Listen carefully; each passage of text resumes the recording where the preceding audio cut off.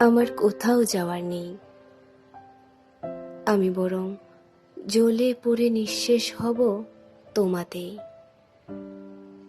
ঠিক সন্ধ্যা নামার আগে যেমন ঘরে ফিরে পাখি, আমিও ঠিক তেমন পথ চেয়ে থাকি। আমার কোথাও যাওয়ার নেই। অসীম আকাশ আমার জন্য ঝুপড়ি করে ঘর, বিশাল সমুদ্রটা কেবলই ঘূর্ণিঝড়।